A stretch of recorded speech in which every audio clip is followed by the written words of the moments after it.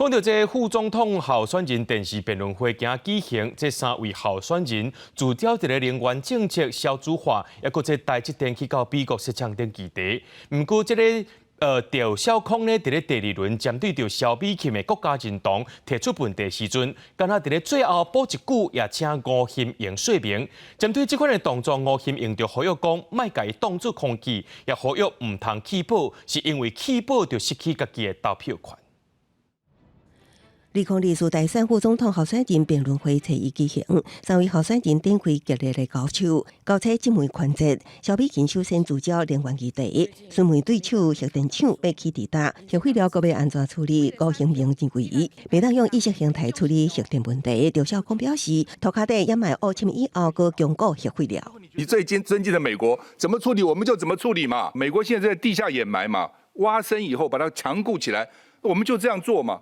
全世界几乎90%的核电国家都是这样做。那核电是很严肃的科学问题，不能是用意识形态来处理。柯银配呢是主张核2、核3研议，核4尽速全体盘查，再决定下一步。吴欣盈也提问对手安怎解决小组化高龄化国家危机、甲劳保破产问题。赵少康阁表示，联国6岁国家是7到12岁国家高政策。萧美琴指出，蔡总统任来增加长照预算有伫顶贴。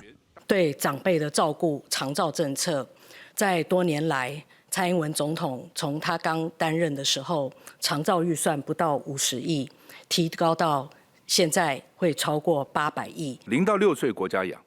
国家通通养，好，然后呢，7到12岁呢国家顾，甚至呢可以顾到晚上7点，自己在家照顾的每个月给1万的补助哈。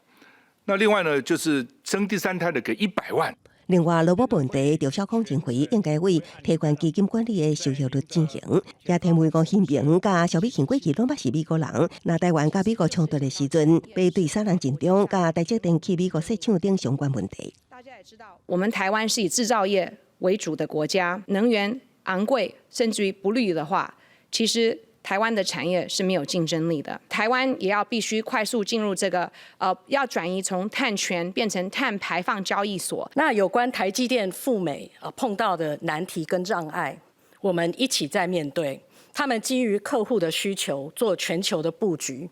不是让我们在这边扯后腿，我们应该要给他最好的支持。萧美琴强调，台积电去美国拄到难题，要同齐积极面对，也解释台湾即马无欠水欠电问题。也毋过赵少康伫第6轮直讲萧美琴提问国家认同，只伫最后补一句，也请吴欣盈说明。吴欣盈是呼吁，毋通将伊当作空气，喊声绝对毋通无弃保，因为弃保就是失去家己的投票权。记者综合报道。